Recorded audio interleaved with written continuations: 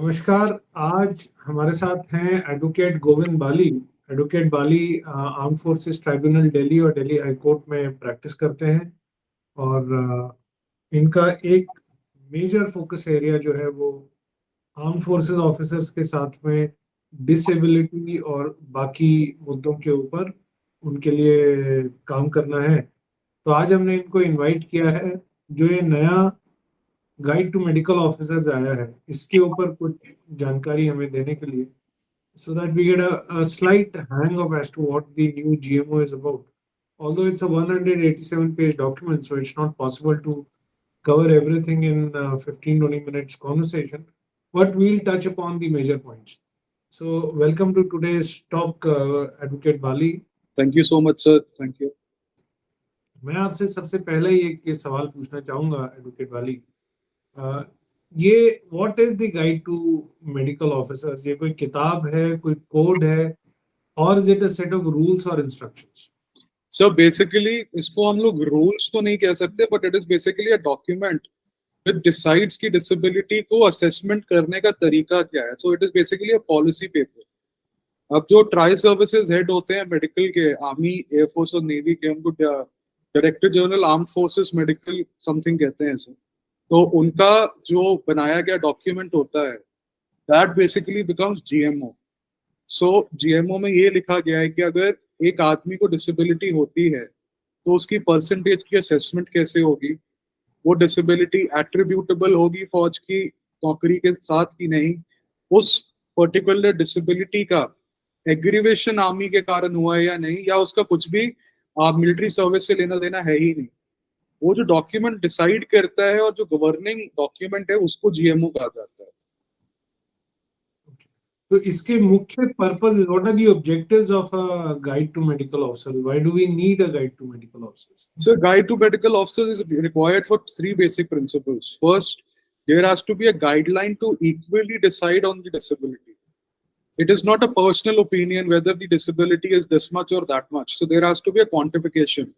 हमें उसको एक नंबर में तो आंकड़ा डालना पड़ेगा ना सर, कि अगर किसी की हेयरिंग लॉस हुई है तो वो हेयरिंग लॉस 20% डिसेबिलिटी है, 30% डिसेबिलिटी है, 40% डिसेबिलिटी है। क्योंकि अगर डॉक्यूमेंट नहीं होगा तो कोई भी एक गाइडिंग प्रिंसिपल नहीं बचेगा डिसेबिलिटी के लिए। एनी डॉक्टर वुड स्टेट कि भाई ये बंदा इतना डिसेबल्ड है तो इसको इतना डिसेबिलिटी परसेंटेज दे दो। पहला तो ये है सर। सेकंड ये है सर कि जो डिसेबिलिटी आर्मी के अंदर होती है वो सर्विस कंडीशंस के कारण ज्यादा होती है rather than by birth. Because अगर लॉस को देखा जाए तो जो बंदा शेप वन है वही आर्मी में आ सकता है। With disability you can not enter the army.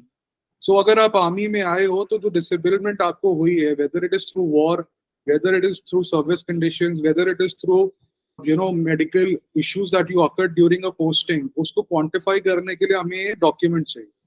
तो ये डॉक्यूमेंट डिसाइड करता है कि जो परसेंटेज ऑफ डिसेबिलिटी है उसका आर्मी के अंदर क्या लेना देना है, आर्मी की सर्विस के साथ क्या लेना देना है। जैसे अगर आप इसको सिमिलरली देखेंगे यूएस आर्मी के साथ, तो उनके अंदर एक कॉन्सेप्ट है पोस्ट ट्रॉमेटिक स्ट्रेस डिसऑर्डर का, पीटीएसडी। तो वो जब भी किसी फॉरेन कंट्री के अंदर अपनी फौज को भेजते हैं और वहां से वापस आके कोई भी डिफिकल्टी सोल्जर्स को होती है तो वो पीटीएसडी को एक बड़ी चीज मानते हैं। तो जीएमओ का बेसिक रोल ये है to decide whether a disability is there, second to quantify the disability, and to make a procedure in place की डिसेबिलिटी इमोशनल फैक्टर से ज्यादा प्रोफेशनल फैक्टर्स और प्रोफेशनली उसको डिसाइड किया जाए, ताकि भाई भतीजावाद वाला सिस्टम ना आए और डॉक्टर्स अपनी मर्जी से किसी को डिसेबिलिटी ना दे पाए। And there is a particular system by which disabilities are granted. Okay, so now since what I understand from what you have told is, one, to be able to quantify the disability. So that's one of the purpose, I mean, in terms of how much percentage the disability is. Second is to be objective, so that ऐसा नहीं है कि मेरा क्या मन है मैंने कर दिया, दूसरे ने क्या मन है उसने कर दिया। And I mean there is a certain objectivity to assessment of disability for the armed forces personnel. Now, what are the other aspects that a guide to medical officer deals with? Sir aspects basically जो guide to medical officers है वो disability को दो तरीके से divide करती है। एक डिवीजन है जिसको हम कहते हैं एग्रीवेटेड बाय मिलिट्री सर्विस, और एक को कहते हैं एट्रीब्यूटेबल टू मिलिट्री सर्विस। तो अब जो डिवीजन है उसके अंदर बेसिकली ये कहा गया है कि अगर आपको फॉर एग्जांपल कोई लाइफस्टाइल डिजीज है, for example you have got some neurological issue which was not there when you joined the army, but army के अंदर बार बार गन फायर सुनते सुनते आपके किसी नर्व के ऊपर इफेक्ट हो गया जो बचपन से ही खराब थी, लेकिन उसके बाद एकदम से वो नर्व ने काम करना बंद कर दिया और आपको हियरिंग लॉस या विजन लॉस हो गया। So now that particular condition has got aggravated by military service. It is not attributable to military service. On the other hand, for example, if you are in a high altitude area, for example, आप सियाचिन में हैं, या for example आप submarine है, और वहाँ submarine के साथ आप जब नीचे जा रहे हैं एकदम से आपकी कान के पर्दे फट गए, तो अगर आप नॉर्मल लाइफ में होते तो आप शायद इतना नीचे कभी जाते ही नहीं। ये तो आपकी सर्विस कंडीशन थी जिसने आपको ये कंडीशन तक पहुंचाया, तो that becomes attributable to military service. कोई भी ऐसी डिसेबिलिटी जो सर्विस के कारण आपको ये वो एट्रीब्यूटेबल हो जाती है, और कोई भी डिसेबिलिटी जो सर्विस कंडीशंस के कारण अपनी ओरिजिन से ज्यादा हो गई है उसको एग्रीवेटेड बाय मिलिट्री सर्विस कहा जाता है। तो यहाँ आप दो चीजों का फर्क बताया, एक जो कि फौज की नौकरी की वजह से हुआ जिसे एट्रीब्यूटेबल कहा जाएगा, और दूसरा जो कहीं थी जो शायद हर इंसान में हो सकती है या ऐसी थी कि वो शेप 1 के लिए फिट था, बट बाद में जब वो फौज की नौकरी करते करते उस तरह की repeated exposure to certain conditions हुआ जिसकी वजह से वो एग्रेवेट हो गया। So these are the two distinctions between attributable and aggravation.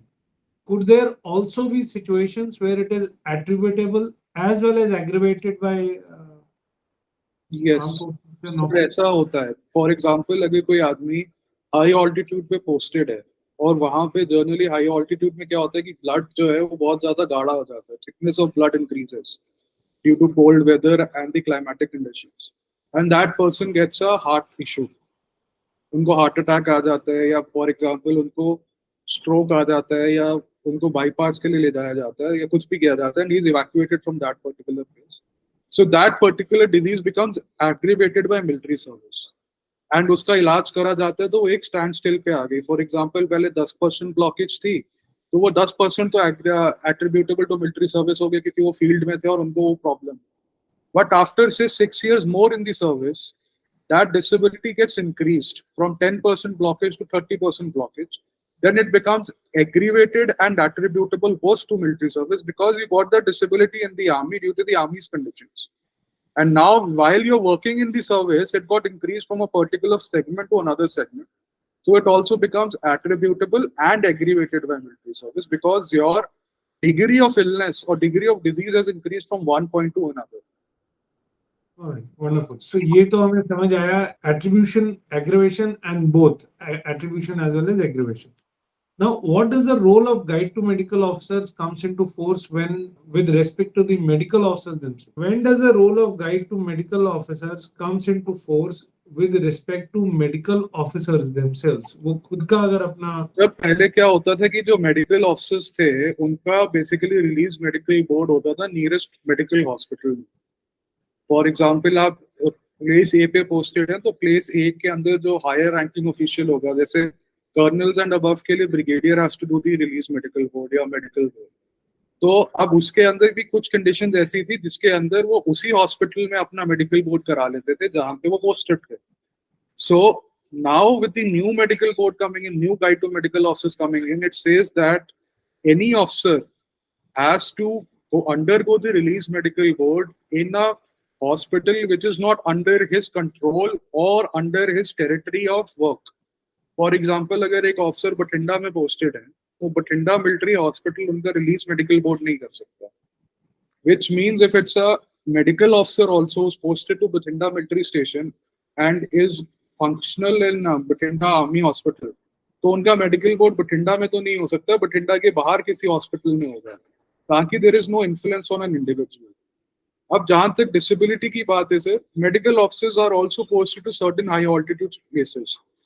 It cannot be like they cannot be posted to high altitude level, but generally that period is in the youngster age.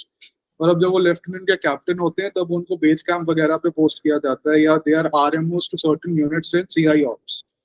So in that case, whatever disability comes into place, that has to be decided whether it is due to the military service or it has been aggravated to the military service.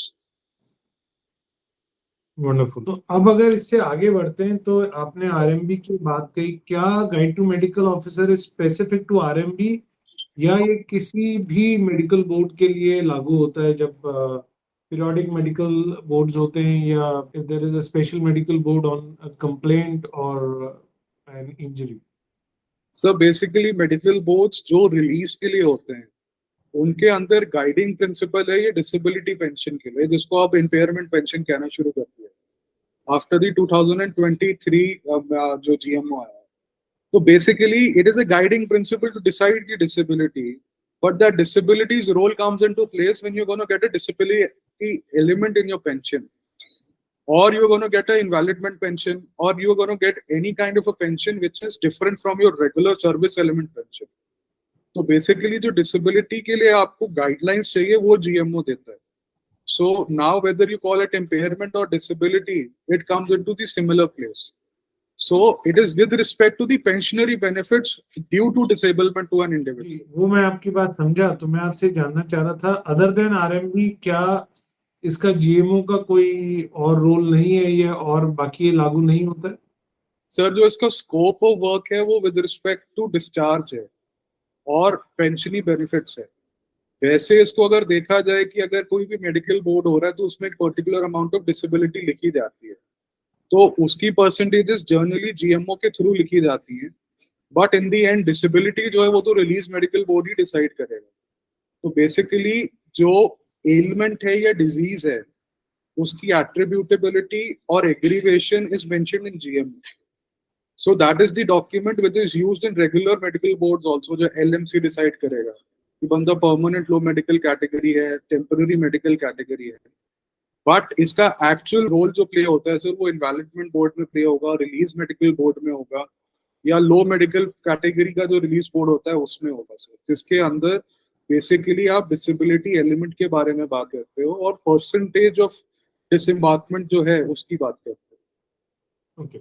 Now, who is the governing authority for bringing amendments or changes or any kind of a modification to the GMO? Sir जैसे मैंने talk के starting में आपको बताया था कि कोई भी अमेंडमेंट्स या डिसीजन मेकिंग जो है वो ट्राई सर्विसेज का जो मेडिकल ब्रांच का हेड है, जिसको डायरेक्टर जनरल मेडिकल कहते हैं या डीजीएफएमएस कहते हैं शायद, I am not remembering the exact abbreviation.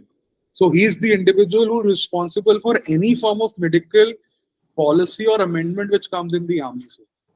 Now he does not report to the chief of army staffs of any service. He reports to the defense secretary. तो basically रक्षा मंत्री का जो मिनिस्ट्रियल रोल है वो उनके अंदर काम करते हैं और उनके साथ बैठकर policy decisions with respect to disablement, with respect to pensions, with respect to medical boards and with respect to other medical issues वो लेते हैं. मैं अब आपसे थोड़ा सा अलग तरह से समझना चाहूंगा कि आर देयर सिचुएशंस, क्या ऐसी भी कोई परिस्थितियां हैं wherein a board of doctors, or rather to say a board of army or services doctors, can deviate from the guide to medical officers while assessing an individual? Sir, now there are certain diseases which are not mentioned in GMO. Now what happens is जो medical board बैठता है उसका एक presiding officer होता है. So the board is signed by the presiding officer. Now, for example, if the medical board thinks that this particular disease is not mentioned in the GMO, उसका कोई relation ही नहीं दिया गया या उसका कोई एग्जिस्टेंस नहीं दिया गया जीएमओ के अंदर, या फिर जो कंडीशंस आदमी को परेशान कर रही हैं, जवान को, ऑफिसर को, वो सारी जो कंडीशंस हैं वो टिपिकली उन कंडीशंस में होंगी जहां वो आर्मी में, एयरफोर्स में या नेवी में काम करता है. तो उस केस के अंदर दे sometimes can give it to be attributable to military service or aggravated by military service, so they can deviate from it. But for diseases which are mentioned in the GMO, there is no deviation because that is the strict rule of interpretation कि भाई अगर ये लिख दिया गया है कि diabetes या हाइपरटेंशन एप्लीकेबल नहीं है मिलिट्री सर्विस में और तुम फौज के कारण तुम्हें ये इशू नहीं हो सकता, ये एग्जाम्पल दे रहा हूँ मैं, ऐसा लिखा नहीं है, तो उस केस के अंदर they can not deviate from it. But अब कई केसेस में क्या होता है कि there is a severe case of hypothermia which happened somewhere in Siachen. अब वो अगर हुआ है वहां पे, तो उसके कारण अगर बाद में कोई persisting हार्ट डिजीज आ गई है, so that might be genetic in nature, but it happened and got aggravated because the hypothermia took place in some high altitude place. So उस केस के अंदर the deviation will take place if the doctors use their prudence, and उसके बाद अगर वो decide करते हैं कि नहीं ये conditions जो हैं they are underlining to military service, तो ये issue जो है, ये बीमारी जो है, it is aggravated and attributable to military service, then it can be put forth. So there are situations where it can deviate, but most of the times it has to stay within the purview of GMO, जो एक medical board जो होता है उसका। मेरा आपसे आखिरी सवाल जो ये GMO से रिलेटेड बेसिक फैक्ट्स पर हमने जो चर्चा करी है उसके लिए होगा, that where can an individual get an authentic copy of the GMO or get access to the guide to medical officers? Sir जो कॉपी ऑफ GMO है वो पब्लिक डोमेन में अवेलेबल रहती है, तो मिनिस्ट्री ऑफ डिफेंस की website पे उसका एक सॉफ्ट कॉपी PDF फॉर्म में अवेलेबल रहता है। सो 2008 का जो पुराना GMO था दैट वाज अवेलेबल ऑनलाइन। सो उसके बाद उसमें एक अमेंडमेंट लाई गई, तो वो amendment was also uploaded online. So basically it is available in the public domain at large. But अगर पब्लिक डोमेन में नहीं मिलती है तो इंट्रानेट के ऊपर भी GMO की copy is available generally. And इसके अंदर जो भी अमेंडमेंट्स आती हैं they are basically through the ministerial orders. तो बेसिकली जैसे ऑफिस ऑर्डर होते हैं, उस ऑफिस ऑर्डर के साथ एक DO लेटर के साथ ही आगे आता है। So it has to be put in public domain. So generally GMO की कॉपी पब्लिक डोमेन में अवेलेबल है।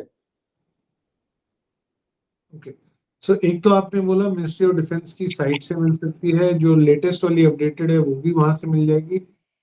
इसके अलावा जो इंटरनेट के ऊपर over a period of time जो अमेंडमेंट्स या मॉडिफिकेशंस आते रहते हैं वहां से मिल सकता है। जी sir. So we are having a discussion with Advocate Govind Bali on the basics of Guide to Medical Officers. As I had said, he practices in AFT Delhi Principal Bench and Delhi High Court.